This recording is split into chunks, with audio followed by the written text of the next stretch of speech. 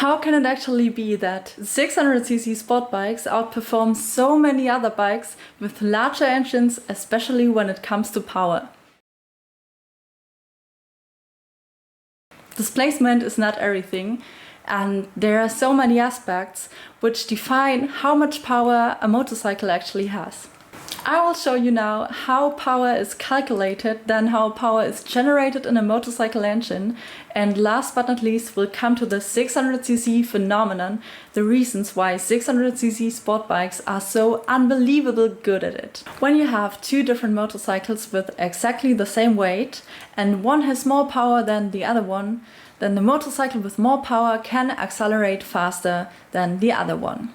Which brings us to the definition of power, which is power is the rate at which work is done. There are several different formulas for calculating power, but the one which makes most sense in our case now is the formula power is torque times RPM.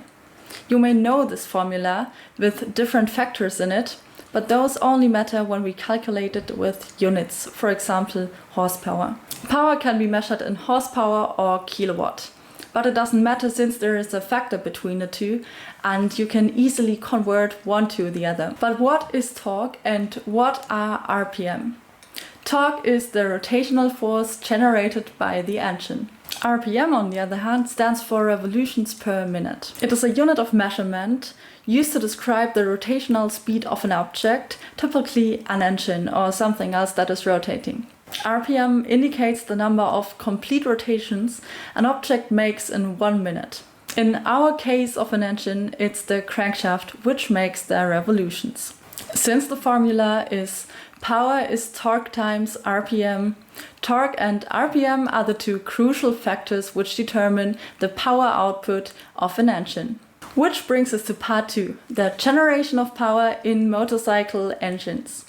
For a huge amount of power, we need a huge amount of torque and a huge number of RPM as well. In a combustion engine, power is generated through a series of steps. First, fuel and air are mixed in the combustion chamber. Then the mixture is ignited by a spark plug, causing a controlled explosion. This explosion creates high pressure gases which push the pistons downwards. The pistons are connected to a crankshaft, which converts the linear motion into a rotational motion. Finally, this rotational motion is transferred to the wheels, generating power and bringing the vehicle forwards. Looks like a pretty fixed operation, doesn't it? So with which factors can the engine's power actually be influenced? One thing might be to increase the RPM. However, eventually you will reach the limits of your components. The maximum RPM possible depends on the engine's geometry and the engine's material, but explaining that would exceed the scope of this video. If you're interested, just let me know in the comments, and I will make a separate video about this. The torque of an engine, on the other hand, is influenced by many different factors. I can't go into all of them, but I will pick out 3 as an example. 1. You can modify the intake and exhaust system. These are all parts which have anything to do with the airflow in an engine. Another thing you could do for getting more torque is adjusting the engine's compression ratio. A higher compression ratio makes the combustion more efficient. But not every engine can handle a higher and higher compression ratio. Here it's the same thing as with the RPM as well. The engine has to be designed for this high compression ratio. Another thing you can do for more torque is optimizing the engine's ignition timing and fuel mapping. But what about the displacement now?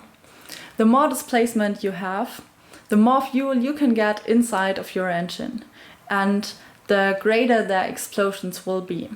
And the explosions are what actually brings you the power. But as you can see, the displacement is only one factor which can define how much power an engine can create.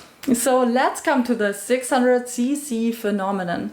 Why are 600cc sport bikes so powerful compared to 700cc and 800cc bikes with larger displacement? One thing is, which doesn't even have anything really to do with the power, but more with the power to weight ratio, is that 600cc sport bikes are really lightweight and agile, which makes them have a great power to weight ratio. So they can accelerate really fast compared to 700cc or 800cc motorcycles with the same amount of power. One thing I absolutely adore about 600cc sport bikes is their RPM capability. They can rev way higher than all other usual types of motorcycles, which has, as I told you before, something to do with the materials of the engine and especially with the engine geometry. The higher a motorcycle can rev, the more RPM it has, the higher the power will be if you have the same amount of torque.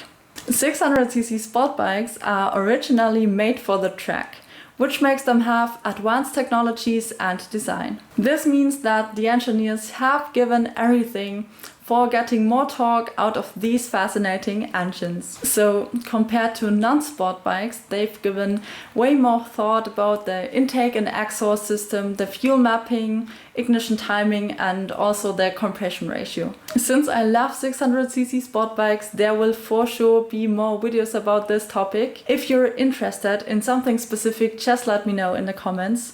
See you next time!